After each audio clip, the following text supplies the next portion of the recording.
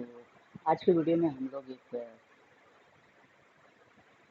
Question solve करने वाले हैं जो कि स्ट्रिंग हैंडलिंग से रिलेटेड है और हम इसे जावास्क्रिप्ट से सॉल्व करने वाले हैं जावास्क्रिप्ट के थ्रू।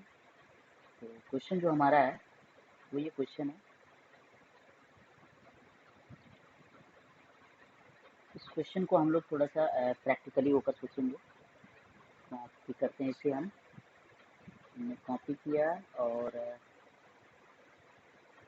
हमने एक पेज बना रखा है, इसको ला करके हमने यहाँ पे पेस्ट कर दिया। अब ये जो आउटपुट आ रहा है इसका, ये HTML का पेज है। तो इसका आउटपुट कुछ इस तरीके से आ रहा है। देखने में उतना अच्छा नहीं है, इफेक्टिव नहीं है। हम थोड़ा सा इसमें मॉडिफिकेशन करते हैं, कुछ चेंजेस करते हैं। चलिए बदलाव करके देखते हैं।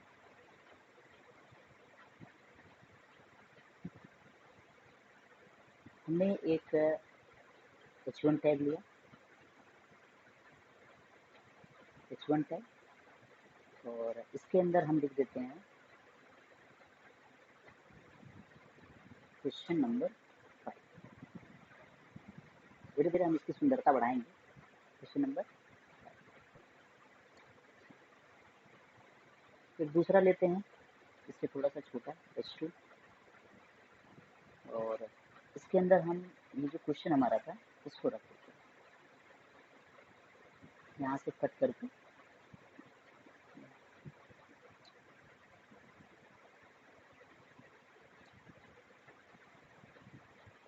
सेव किए।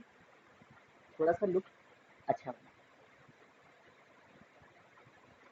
अब हम चाहते हैं कि ये जो नीचे टेस्ट डेटा वगैरह लिखा हुआ है ये सब भी थोड़ा सा परफेक्ट दिखे। तो एक काम करते हैं, थोड़ा सा इसको और छोटा करते हैं, H3 का यूज़ कर लेते हैं और यहाँ पे लिख देते हैं test data, test data. Perfect. इसको भी हटा देते हैं। हम थोड़ा सा ये जो यहाँ पे इन्होंने एक फंक्शन बनाया हुआ है, लिखा हुआ है कंसोल लॉग, मतलब फंक्शन का यूज़ किया हुआ है और फिर इन्होंने एक फंक्शन बनाया हुआ है। हम इसको थोड़ा सा अपने तरीके से लिखने का प्रयास करते हैं। हमने फिर से अगेन S3 का यूज़ किया और इसके अंदर हमने लिखा इनपुट डेटा, जो हमारा इनपुट है, और हमने इनपुट डेटा जो है ये मोहनदास करमचंद गांधी, इसको हमने यहाँ से निकाला और यहाँ रख दिया। देखिए धीरे धीरे इसका लुक चेंज हो रहा है। तो इसकी ज़रूरत खत्म हो, फिलहाल के लिए हम चाहते हैं कि इसकी ज़रूरत खत्म हो। अभी इसका आउटपुट भी है, तो एक और हम टैग का इस्तेमाल कर लेते हैं, आउटपुट डेटा। आउटपुट डेटा हमारा कैसा होना चाहिए, ये हमारा होना चाहिए। इसको भी यहाँ से हटाएं, ये लगाते हैं। ठीक है, अभी सही है, परफेक्ट है। अच्छा, हम चाहते हैं इसमें कुछ और भी मॉडिफिकेशन, कुछ और भी मॉडिफिकेशन करें।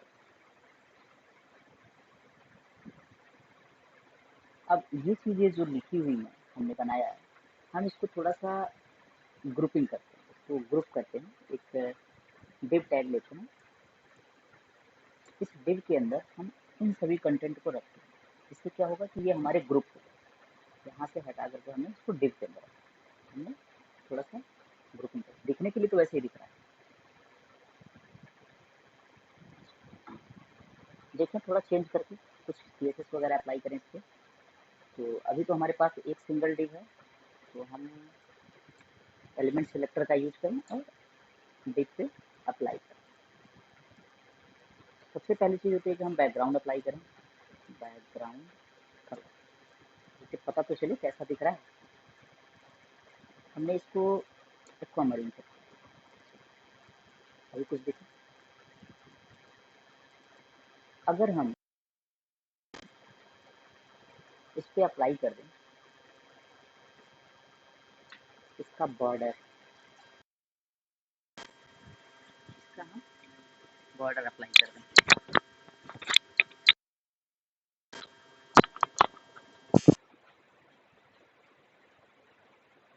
बॉर्डर, क्या होती है? 1 पिक्सल सॉलिड, किस कलर का चाहिए? ब्लैक दे देते हैं, ठीक, परफेक्ट।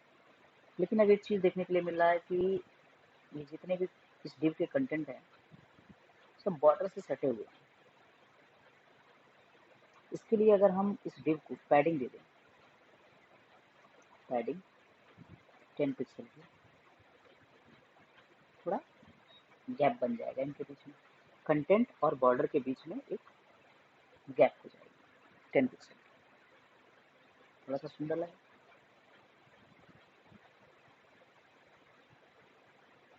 अब हम चाहते हैं कि ये जो H1 है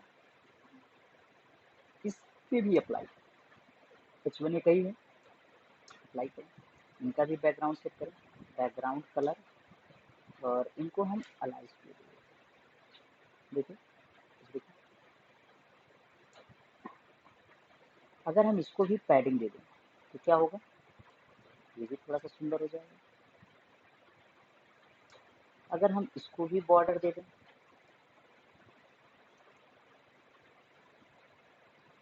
1 पिक्सल सॉलिड, कलर चेंज कर लीजिए, ग्रे दे दें, ठीक, आगे बढ़ा जाए। जो क्वेश्चन है इसको भी थोड़ा सा हम लोग सेट कर लें,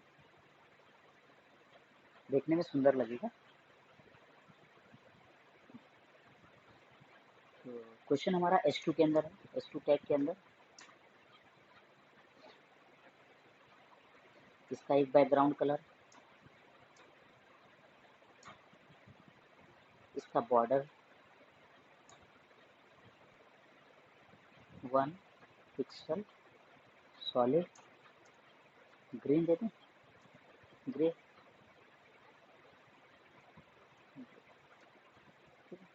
परफेक्ट, पैडिंग दे दें,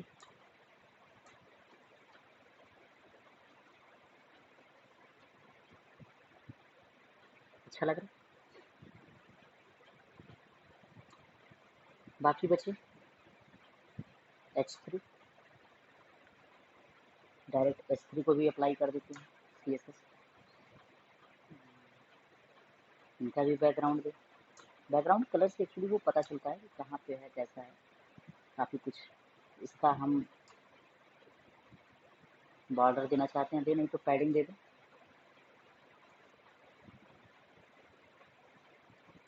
10 पिक्सल की पैडिंग अच्छी है।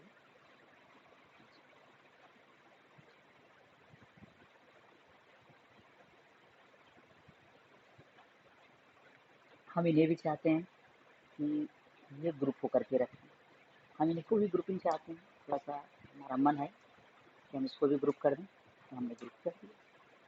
इसको हम एक डिव के अंदर रख लेते हैं, यहाँ से हटाते हैं और यहाँ प्लेस कर देते हैं, ठीक है। ऊपर हमने डिव की प्रॉपर्टी डिफाइन की हुई थी, तो डिव ने अपनी प्रॉपर्टी ले रखी है, बैकग्राउंड कलर भी इसका हो गया है, इसका बॉर्डर भी बन गया है, और इसका पैडिंग, ठीक है, परफेक्ट है।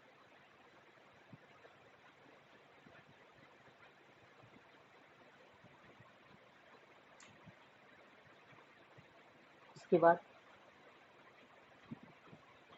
एक S3 ले लेते हैं,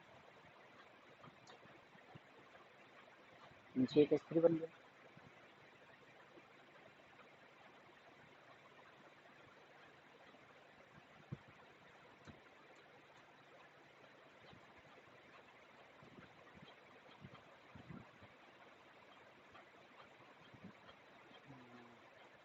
जावा स्क्रिप्ट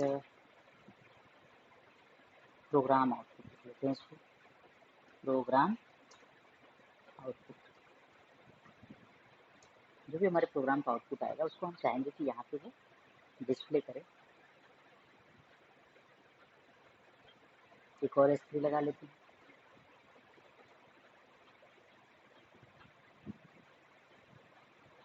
यहीं पे हम आउटपुट देंगे। कुछ हमने ऐसी फॉर्मेटिंग करी, हमारी ये इच्छा थी हम ऐसा करें।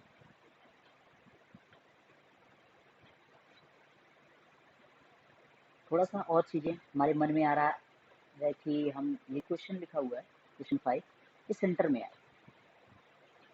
मतलब ये जो H1 है इस पे अप्लाई करना है, स्पेसिफिक है, टेक्स्ट अलाइन, अगर हम सेंटर दे दें तो ये ऑटोमेटिक सेंटर हो जाएगा। हम चाहते हैं कि ये टेस्ट डेटा जो लिखा है ये भी सेंटर हो जाए। अब अगर हम S3 पे अप्लाई कर दें, टेक्स्ट अलाइन सेंटर, सब के सब सेंटर, ये जितने S3 टैग से बिलोंग करते हैं सब के सब। तो हम चाहते हैं, देखिए ये यही चीज़ है CSS सेलेक्टर का काम। हम चाहते हैं कि ये वाला सेलेक्ट, इसको हम सेलेक्ट करना चाहिए, स्पेशली मिलेगा और कैसे मिलेगा। अगर S3 लिखते हैं तो S3 के नाम से जितने हैं, जितने S3 टैग हैं सब के सब सेलेक्टेड हो जाए। हमें एक सिंगल एलिमेंट को सिलेक्ट करना है, तो हम इसको ID दें, या फिर अगर कोई हमारे पास और तरीका है तो हम उसको अप्लाई करें। चलिए हम अप्लाई करके देखते हैं। हमने स्टार्ट किया डिव से। डिव, डिव का मतलब क्या है कि सब पे अप्लाई हो गया। यहाँ पे हमने डिव लिखा है तो सब पे अप्लाई हो गया। इस डिव के अंदर मुझे H3 चाहिए। अब क्या होगा, ये पहला वाला छूट गया, इसको छोड़ दिया। डिव के अंदर S3, मतलब वो डिव हम सेलेक्ट कर रहे हैं जिसके अंदर S3 है। ठीक, अब ये H3 जितने हैं वो सब, जाहिर सी बात है ये भी सेलेक्टेड हो रहा है, S3 पे अप्लाई हो रहा है।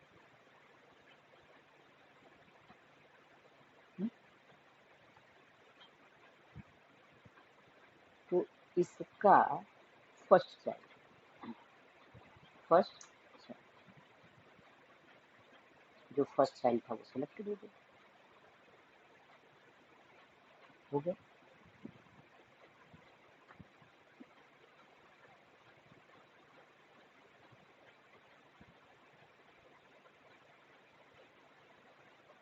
अब ये जो हमने सेलेक्टर तैयार किया इसको हम अलग कर लें।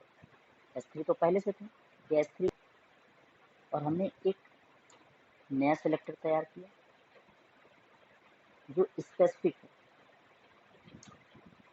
और ये जो टेक्स्ट लाइन सेंटर की प्रॉपर्टी थी ये हमने इनको दे दिया स्पेसिफिक। हो गया सर, सिर्फ ये सेलेक्ट हो रहा है यहाँ से। हमने डिव सेलेक्ट किया, ये भी डिव है, ये भी डिव है, लेकिन एक ऐसा डिव जिसके अंदर मुझे S3 मिलेगा, तो वो S3 इस डिव के अंदर मिलेगा, और इसका फर्स्ट चाइल्ड, इस डिव का फर्स्ट चाइल्ड जो S3 है।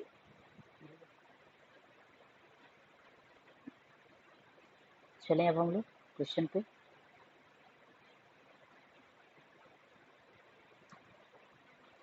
हमें यहाँ जावास्क्रिप्ट अप्लाई करना है।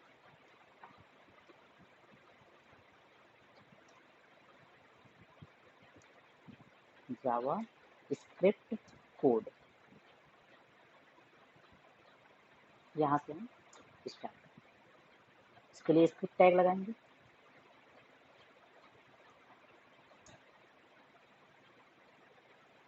अब हमें क्या करना है, हम चाहते हैं कि हम अपने प्रॉब्लम को सॉल्व करें। हमारा क्वेश्चन क्या है, write JavaScript function to convert a string into abbreviated form. तो सबसे पहले हमें ये पता होना चाहिए कि एब्रिविएटेड फॉर्म होता क्या है। तो यहाँ पे हमने टेस्ट डेटा में दिया हुआ है कि एक इनपुट है जिसमें मोहनदास करमचंद गांधी लिखा हुआ है, और इसका जो एब्रिविएटेड फॉर्म होगा, प्रत्येक वर्ड, हर एक वर्ड का पहला लेटर विद डॉट और स्पेस, कुछ ऐसा बनता है। हम इसको थोड़ा सा एनालाइज करेंगे, देखते हैं। मान लेते हैं मेरे पास एक वेरिएबल है इनपुट के नाम से, और इसके अंदर यही इनपुट पड़ा हुआ है।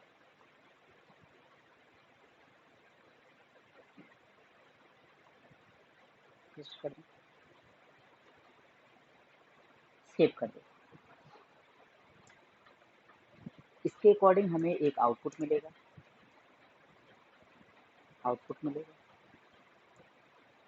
वो आउटपुट हमें निकालना।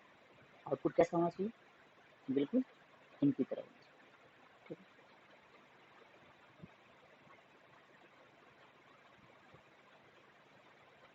ठीक। हम एक टेक्निक लगाते हैं थोड़ा सा कि कैसे ये बनेगा, कैसे बन सकता। हमें हर एक वर्ड का पहला लेटर चाहिए। इसका मतलब पहले हम इन्हें वर्ड्स में ब्रेक करें। पहले क्या करेंगे? हम वर्ड्स में ब्रेक करें।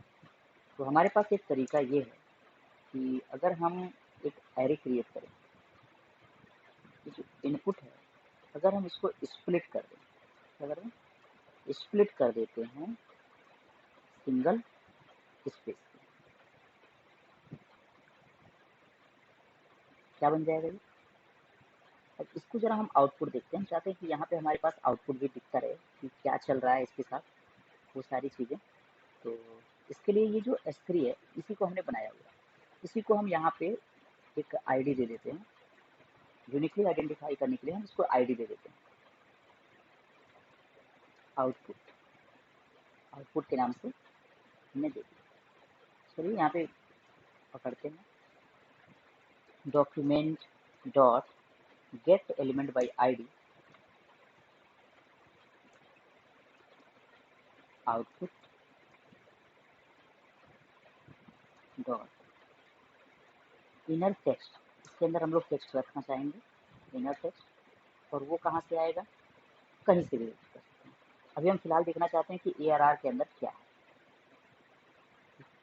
ARR के अंदर जो भी वैल्यूज हैं वो कुछ इस तरीके की, ठीक है। जिसको देखना होगा उसको हम यहाँ पे अप्लाई करेंगे, वो हमें यहाँ पे विजुअल होते हैं, इसीलिए बनाया है इसको। ठीक, जब ये स्प्लिट हो गया, अब हमें आउटपुट बनाना है। अब हम क्या चाहते हैं? आउटपुट बनाना। एक एक वर्ड है, मतलब हम चाहते हैं कि अभी यहाँ पे आउटपुट को डिस्प्ले कर देते हैं। आउटपुट, आउट, जो भी आउटपुट होगा वो हमें मिलता रहेगा। अभी फिलहाल आउटपुट के अंदर कुछ नहीं है, इस आउटपुट को बनाने का प्रयास करें। अब यहाँ जो भी डेटा है वो कैसा है? वो एरे के फॉर्म में, वो एरे के फॉर्म में। जैसे मोहन, कॉमा, दास, करम, चंद, और लास्ट क्या है? गांधी, GANDH। ठीक है, ये ऐसा डेटा हमारे ARR के पास है। हमें क्या चाहिए?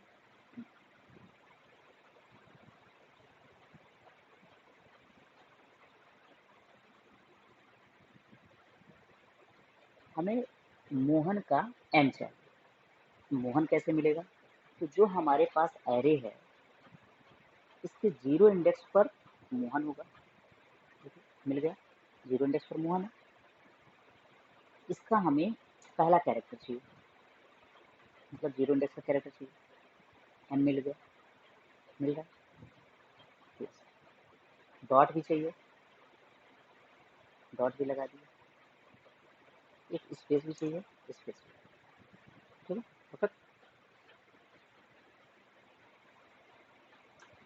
अगली बार क्या होना चाहिए?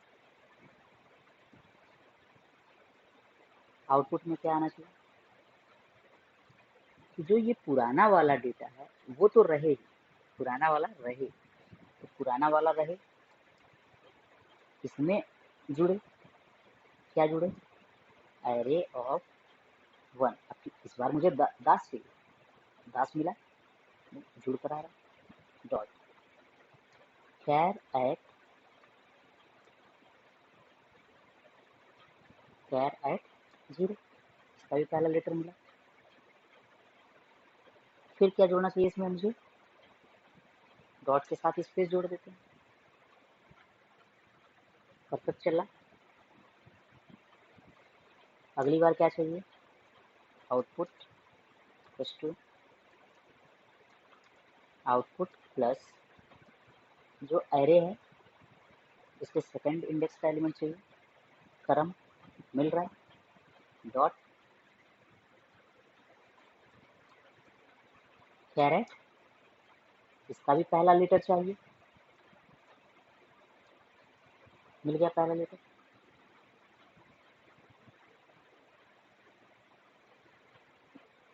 प्लस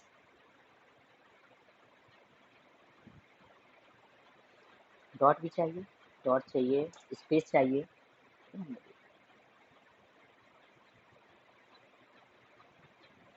यही चीज़ अगर हम कॉपी करें और पेस्ट करें, इस बार मुझे चंद चाहिए, इसको 3 बना दें, सी मिल गया। एक बार और पेस्ट करें, सिर्फ चेंज किसको कर रहे हैं हम, बन गया आउटपुट हमारा, आउटपुट बन गया। इसमें जो वेरी करने वाली चीज़ है वह है इसका इंडेक्स नंबर, ये एरे का इंडेक्स नंबर, जितने एलिमेंट हैं उसी के हिसाब से वेरी कर रहा है, 0 1 2 3 4 लाइक दिस।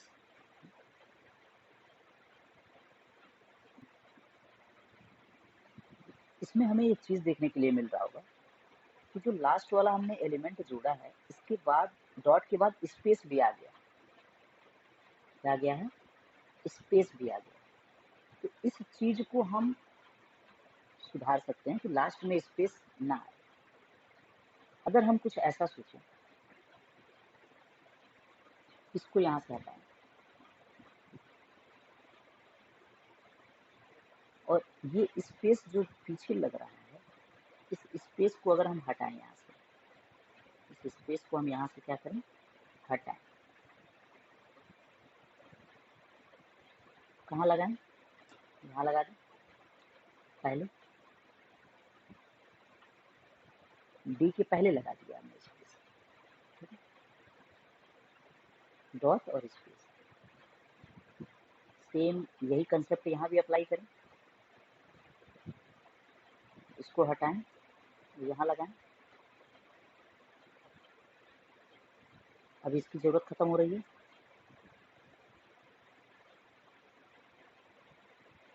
इसकी ज़रूरत खत्म करके हमने क्या किया, ये पोर्शन कॉपी करके यहाँ पेस्ट कर दिया।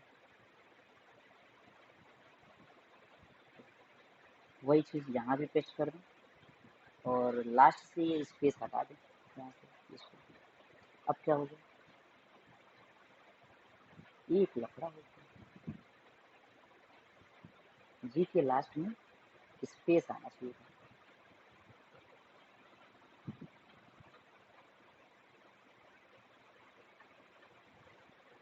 मतलब एक तरफ सुधारे दूसरी तरफ गड़बड़ हो गया। इसका मतलब यहाँ पे मुझे डॉट अप्लाई करना होगा लास्ट वाले में। अब ये जितना कोड लिखा हुआ है इससे हमारा आउटपुट आ रहा है। कितने वर्ड्स हमारे पास थे, 1 2 3 4 एंड 5, 5 वर्ड्स थे। तो हमारे लिए आसान था कि हमने एक एक स्टेटमेंट इंडिविजुअल लिख दिया। यही अगर नंबर ऑफ वर्ड्स ज़्यादा होते थोड़ा मुश्किल होता लिखना।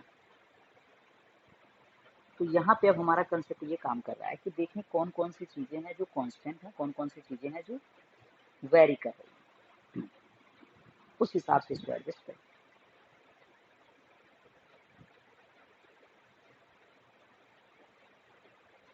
तो यहाँ एक चीज़ हमें देखने के लिए मिलेगा कि एरे का इंडेक्स नंबर जो है वह वेरी कर रहा है, बाकी चीज़ें कांस्टेंट हैं।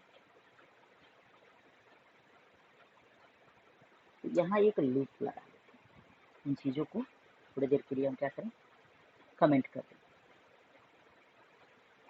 इसमें थोड़ा सुधार कर देते हैं, इसको भी हम output equals to output plus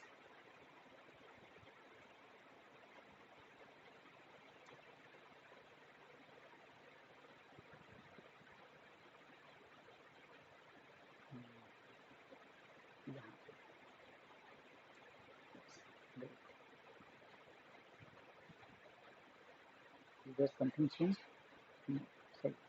अभी यहाँ पहले आ रहा है, डॉट आ रहा है, इसको भी मेंटेन करते हैं, यानी यहाँ पे इसकी ज़रूरत नहीं, यहाँ इसकी ज़रूरत नहीं। अब हम यही चीज़ें जो यहाँ बनी हुई हैं, इन चीज़ों को हम लूप के थ्रू बनाएंगे। इन्हें क्या करेंगे, हम लूप से बनाएंगे, अपना काम थोड़ा सा आसान करने का प्रयास करेंगे। नंबर ऑफ लाइन्स लूप से क्या होती हैं, कम हो जाती है। तो हमें एक फॉर लूप की ज़रूरत है।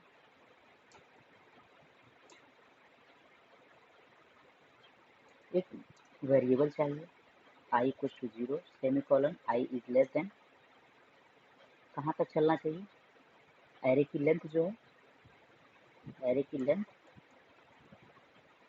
से एक कम तक चलना चाहिए, सेमीकोलन i प्लस प्लस। इसमें से एक लाइन यूज कर लें, कोई भी जो कॉमन सा दिख रहा है इसको यूज कर लें, कॉपी और इसको पेस्ट, यूज हो गया, सब डी आ रहा है। यहाँ अगर आई कर दें, प्रॉब्लम क्या है, डॉट की प्रॉब्लम, प्रॉब्लम किसकी है, डॉट की।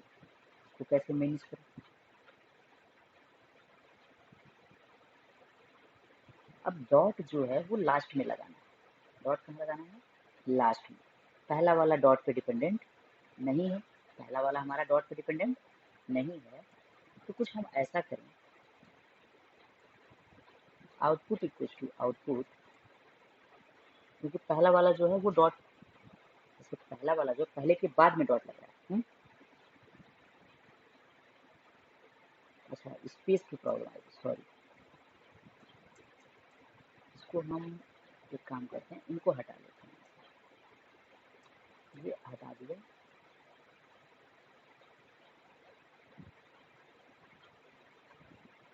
यहाँ डॉट लगा दिया, ठीक है।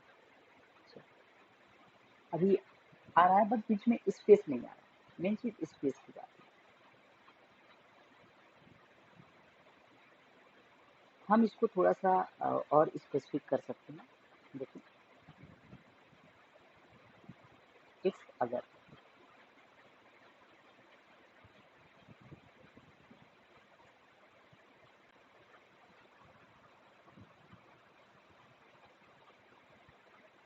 आई की वैल्यू क्या हो जाती है, लेस देन जो एरे है लेंथ माइनस 1, अगर ऐसा है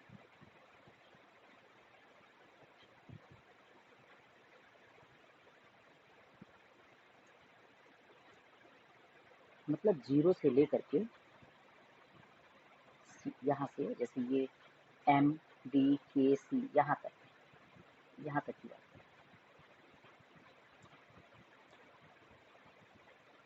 कि जो भी हमारा कैरेक्टर निकले उसके लास्ट में डॉट लगे, और वो भी स्पेस के साथ, स्पेस आ गया। और जैसे ही ये कंडीशन फॉल्स हो, ये कई बार फॉल्स होना है, ये कई बार फॉल्स होगा, दोबारा बार बार तो होना नहीं, क्योंकि लास्ट में एक ही एलिमेंट बचता है, तो क्या होना चाहिए, बने तो ऐसे ही, लेकिन ये जो लास्ट का स्पेस है इसको हटा दो, बन गया, बहरहाल दिखेगा नहीं बट, ठीक है। अब लूप से क्या हुआ, भले देखने में नंबर ऑफ लाइंस ज़्यादा हैं, बट हमने इसको थोड़ा सा कम करा। अब अगर इस स्ट्रिंग की लेंथ बढ़ जाती है तभी कोई फर्क नहीं पड़ता, ये कोड हमारा क्या है, एक स्पेसिफिक प्रोग्राम है।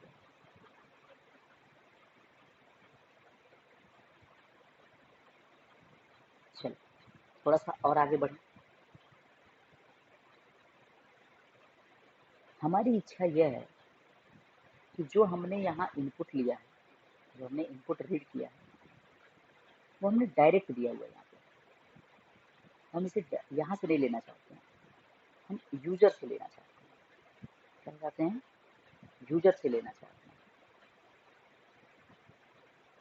या यूँ कहें कि हम चाहते हैं कि हम इसी प्रोग्राम से ले लें, यहीं से लेना चाहते हैं। जो हमने यहाँ ऊपर डिफाइन किया हुआ है हम यहाँ से लेना चाहते हैं।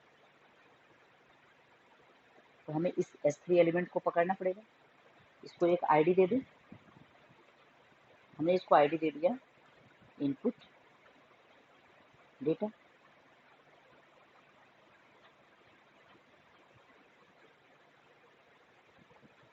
चलते हैं अभी इसी में मॉडिफिकेशन करते हैं।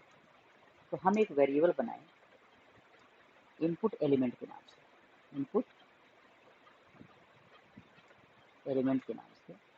इसमें हम उस S3 को पकड़ते हैं, डॉक्यूमेंट डॉट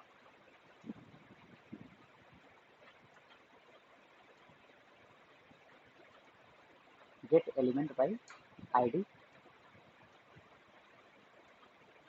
किससे पकड़ना है मुझे, इनपुट डेटा से। ये हमने एलिमेंट को पकड़ लिया, S3 इसके अंदर देखना चाहते हैं ये S3 है, तो जो यहाँ आउटपुट आ रहा है उसको चेंज कर दें। यहाँ पे जो डेटा आ रहा है हम आउटपुट को डिस्प्ले करा रहे हैं। थोड़े समय के लिए हम इनपुट एलिमेंट को करा के देखें क्या आता है। यहाँ लिख रहा है कि एक ऑब्जेक्ट है जो HTML हेडिंग एलिमेंट है।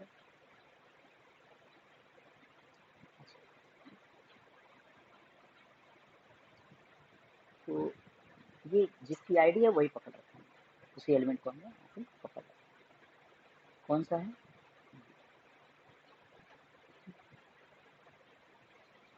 अब हम ये चाहते हैं कि इसके अंदर जो ये टेक्स्ट है वो टेक्स्ट हमें मिल जाए। क्या हो, वो टेक्स्ट हमें मिल जाए, और वो टेक्स्ट हम इस इनपुट के अंदर डालना चाहते हैं। इसका मतलब ये हो गया कि जो इनपुट एलिमेंट है इसके इनर टेक्स्ट को हम चाहते हैं, इनर टेक्स्ट को चाहते हैं। निकल गया इनर टेक्स्ट। जरा इनपुट को डिस्प्ले करा के देखें क्या मिलता है, सिर्फ इनपुट को।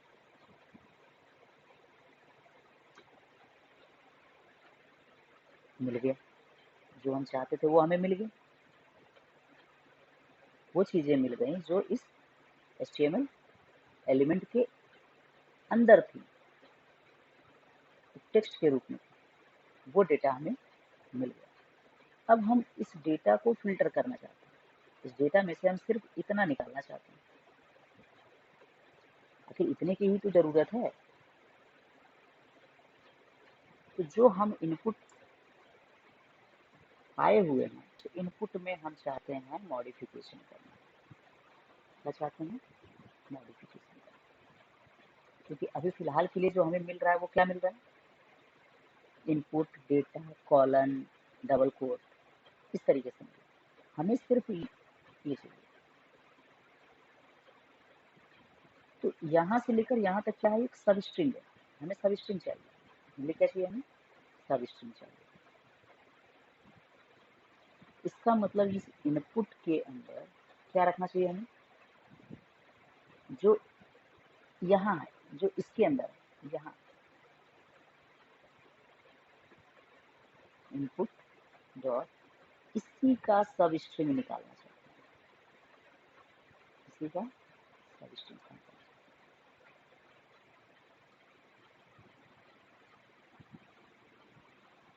सब स्ट्रिंग कैसे निकालें, हमें दो इंडेक्स देना होगा, हमें दो इंडेक्स देना होगा।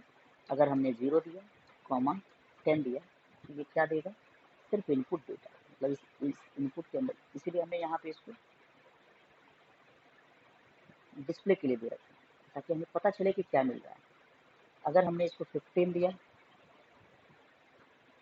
हमें इतना मिल रहा है, मतलब कहाँ से लेकर कहाँ तक चाहिए, इस बात को हमें डिफाइन करना पड़ेगा।